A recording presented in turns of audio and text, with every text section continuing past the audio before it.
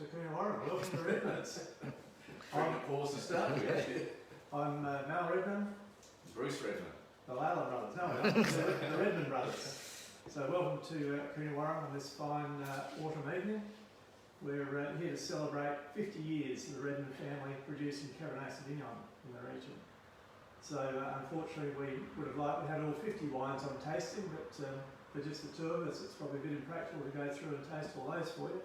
So I've picked out a selection of five different wines, one from each decade of the years that we've been making wines. So we'll have the pleasure of tasting those while hopefully you look on and learn. Okay, I'll pour some of the wines now. So I guess a bit of the history of the Redman family, that during the 60s, the region was predominantly more of a Shiraz growing region. And when our father started the current Redman winery in '66, he bought 50 acres of land and he had literally no Cabernet at all. So the first 4 years of the Redman wines were produced purely as Shiraz wines.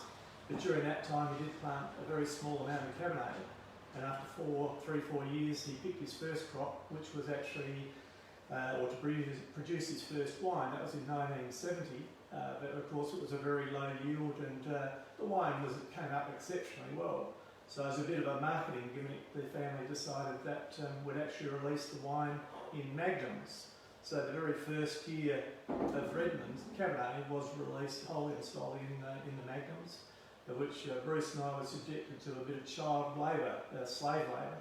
In the downstairs there we had to siphon the wine out of barrels, siphon into the bottles, do the labelling, do the capsuling, do the corking, and those, well, there was only I think about 1,800 magnums produced, of which now we literally only have 2 of these left, and as far as we know the only 2 in existence. So these are a very rare and unique piece of I guess Redman history now.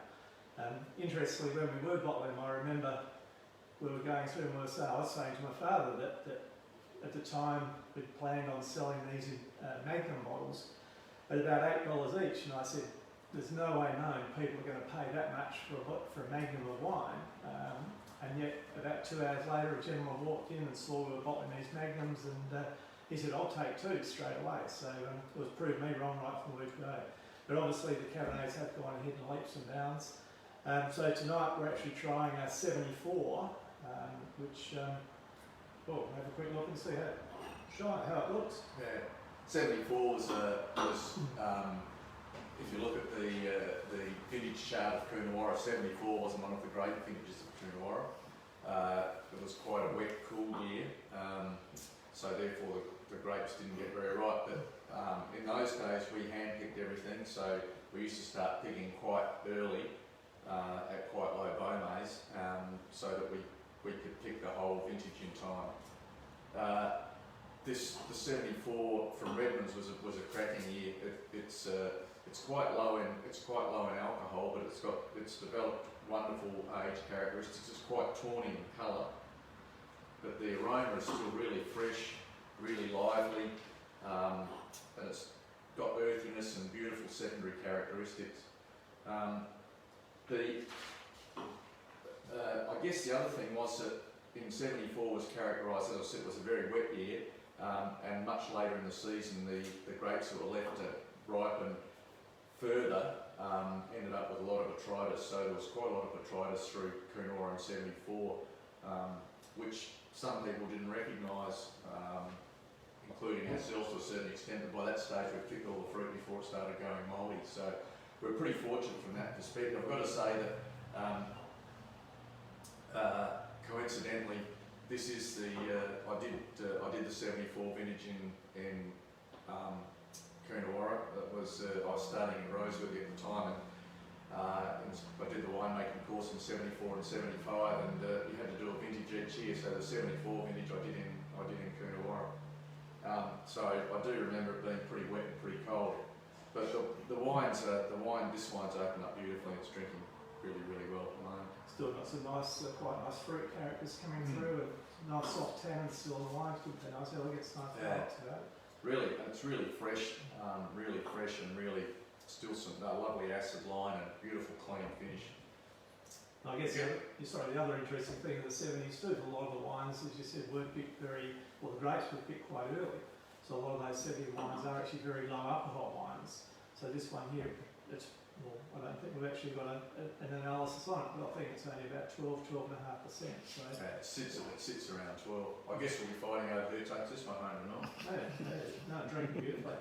Almost one of those ones where you don't have to drink it, you can just sit there and smell it, and it's just got some lovely aromas coming through it. The 70s were, I remember that you can pour the wine, smell it. Next one. I remember the 70s were, as a child, or young man, growing up, it was quite a cool decade. A lot of very cool vintages.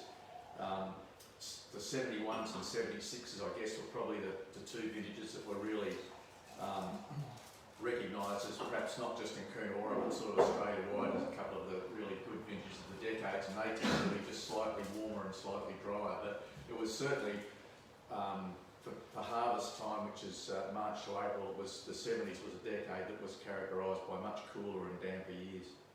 So we're now going on to the... Sorry, just on a sad note, that the 70s, in 79 actually, saw the passing of Bill Redman, who was one of the original pioneer winemakers of Coonawarra, and he was the Redman winemaker for over 57 years. So that was the end of a piece of the original Redman history. So with that, he left a great legacy to us in helping not only guiding Coonawarra to a wonderful reputation, but also the Redman family as well.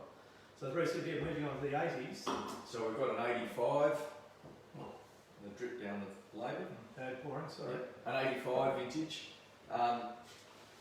Most of you will know that the old wives' tale of the 80s in Coonawarra was that the even years are always the best years and the odd years are the crap years. So it was with some trepidation that we opened the 85. I've got to say that it's opened up magnificently. Again, it was a really cool decade, and so the wines of the 80s are characterised by, as Mel said before, much lower alcohols. Again, Redman's picked earlier, as was our want of those days, but the whole decade was quite cool, so quite low alcohols. But the 85 was a really cool and really wet year, so we sort of had to balance the harvest between letting the grapes ripen and letting the grapes develop mould. Obviously, we didn't want mouldy grapes, so we picked the wines a little bit earlier. So as young wines, they were very tight and very, very austere wines with quite a strong acid line through them, which has helped the wine age. The wine now is showing beautiful freshness, again with some lovely bottle-aged secondary characters. It's not quite as tawny, it's more a brick red colour, so you can see being almost 10 years younger that it's a slightly more reddish in the colour. And it just shows being a little bit more freshness. It's almost got some hints of fruit, of Cabernet fruit character still there, which is not bad for a wine that's 35 years old. A couple of interesting things during the 80s, that 81 was the last year that our father Owen actually made the wines for the Redman Winery, and he retired after 45 years of producing wines in the region. So that was actually 82 when Bruce and I took over the winemaking responsibilities, and it was a pretty good season, 82, and Bruce was not only busy making the 82 wines, but he was also busy producing the fourth generation of the family, producing young Daniel, who came right in the middle of vintage, which was pretty handy. But both the wine and Dan have worked out okay and still look pretty good, so that's a bit of a bonus. And I think too, during the 80s we saw a little bit of the renaissance of the Redman family, changing a little bit of their winemaking techniques from some of the very old world methodology that our father and grandfather used to bring it into the modern winemaking styles, in implementing some newer, fresher oak into the wines, going away from the hand picking, going to machine picking, and a few other small minor changes in the winemaking methodology to bring the wines in line with what became favourable at the end of the 80s. Pretty good wine, eh? Okay, the 90s. Now Dan selected these wines. I don't know whether he did it by accident or on purpose, but he's chosen the 98. The 98 was probably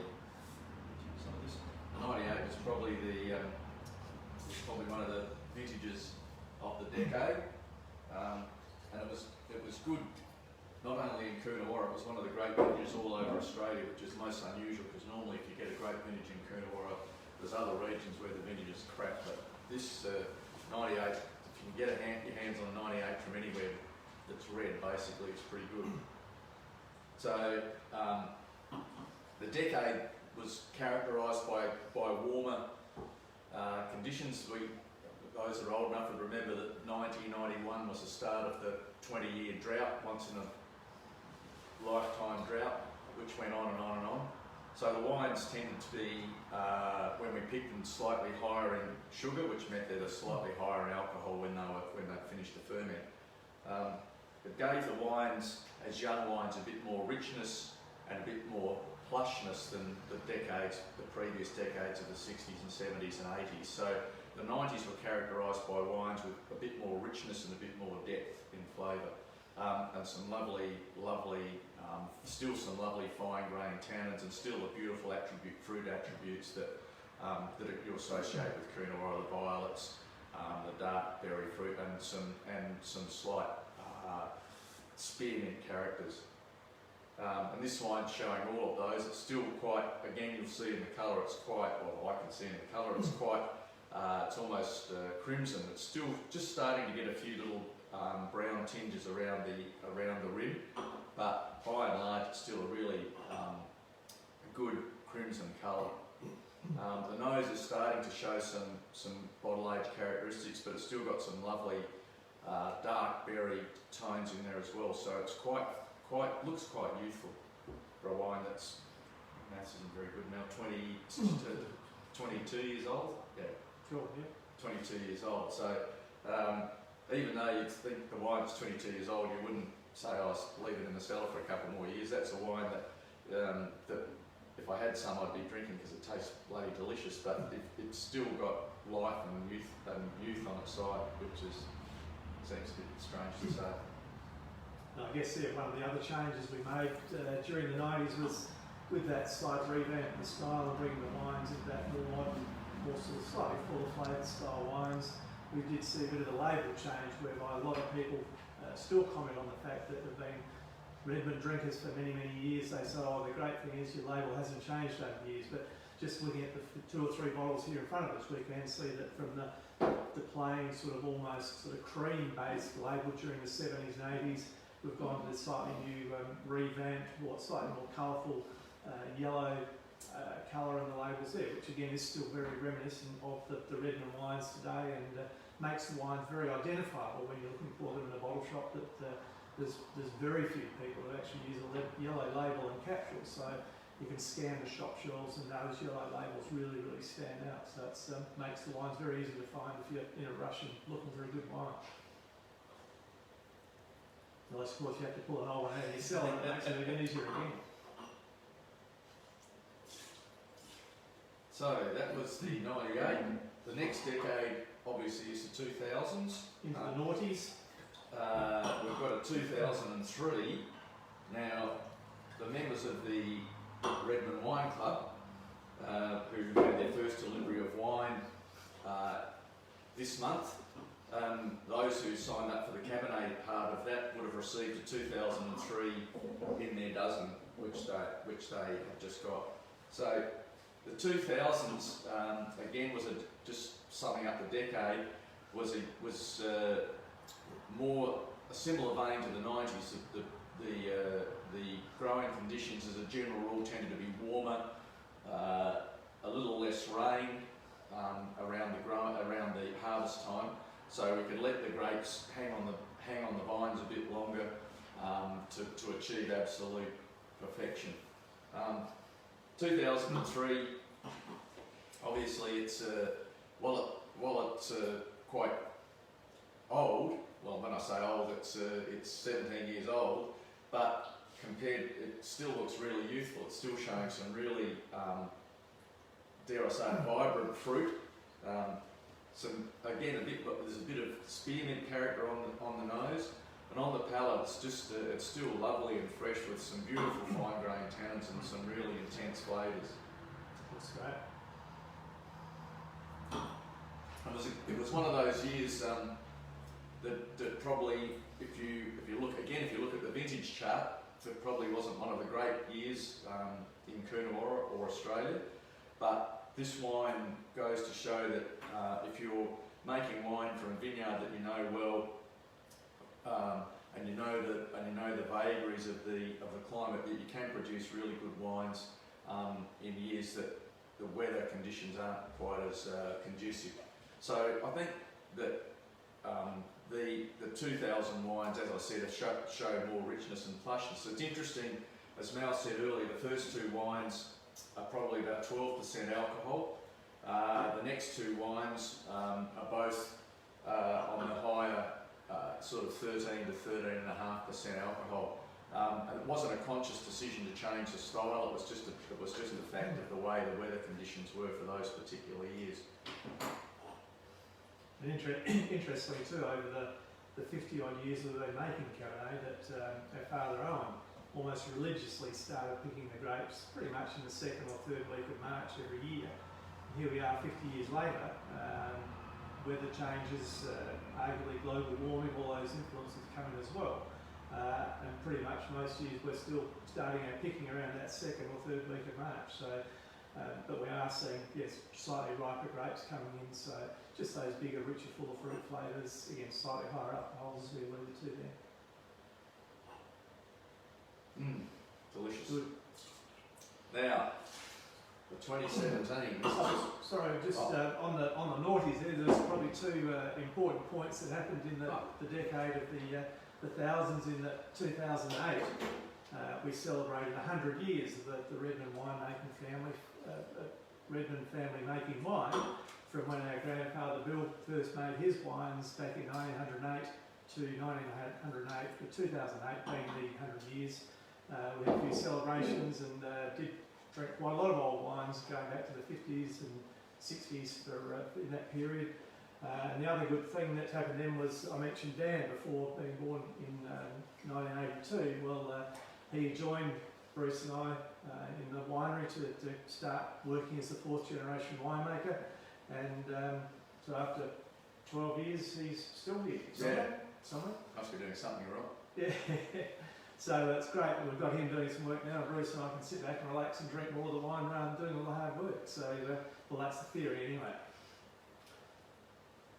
So yes, the 2017, as those that are astute observers will see, I lost the battle and we've gone to screw caps. I managed to win and hold out until 2016, which was the last Cabernet that was bottled under cork. The 2017 is the first under screw cap, and I don't think it's going to go back to cork.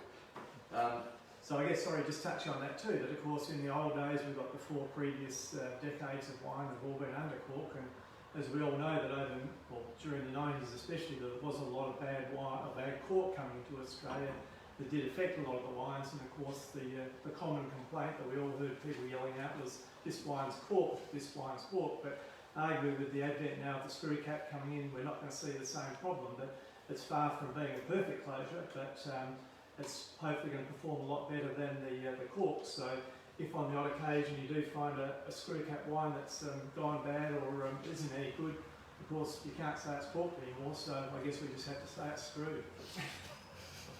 I don't know what to say after that.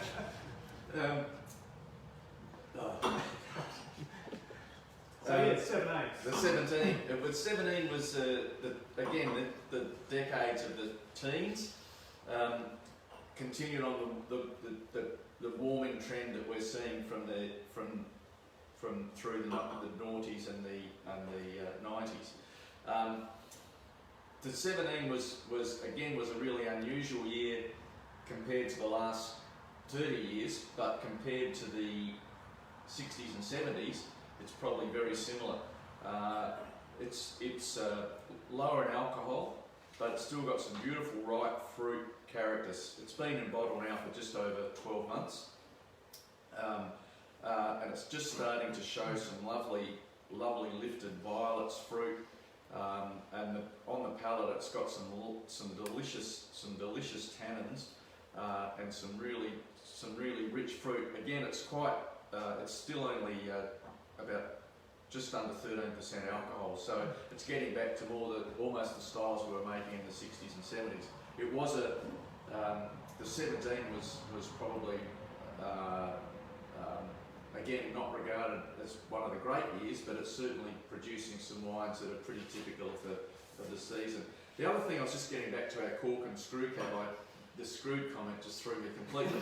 But getting back to the cork and screw cap, we have been doing a trial since 2007 with both the Shiraz and Cabernet, where we bottled a portion of wine under cork or screw cap, depending on what we were bottling the other one under. So we've got a 10-year library of wines that we can look at now and compare cork and screw cap. So we have done a couple of those comparisons during the Coonawarra Cabernet celebrations, which happen in October, and also the cellar dwellers, which happen in July in Coonawarra, which aren't happening this year, unfortunately, because of our pandemic. But it is quite interesting to see the two wines side by side under cork and screw cap. And every time we've tried it, it's been about 50-50, hasn't it? Sort of 50% of the people preferred screw cap, 50% of the people preferred cork. So it's still not totally definitive, but I think from a point of view, as Mal talked about cork wines, we're not seeing that cork tone anymore. And the wines, we're not seeing random oxidation as well. They're quite fresh and youthful. But this is a really delicious wine. It's got some lovely fruit characters and just beautiful balance at the moment. It's a wine I'd like to see in 40 years' time, if I live that long. And I guess the other important thing of note that happened during the teens in more recent year is that Bruce's younger son Michael also jumped on board and has come on board to give Dan a hand now. The boys are both actually here. I don't know if they want to duck in and say hello, just to help. Thanks, boys. I was going to give you a glass of wine. So it's good to have the boys on board, and the fourth generation's alive and well, and continuing the Redman tradition that has been around for a long, long time now. And of course, the other good thing is that once again, like Bruce, Dan's doing the right thing, and he's produced the fifth generation, or potential fifth generation of the Redman family, with a little boy and a little girl who spend a fair bit of time running around the winery, and well, who knows, another 10 years they could be here doing this and not us. You can see that the old fellas are in front of the camera and the young blokes who understand technology are doing all the editing and producing and filming and so on. So. Is this turned on?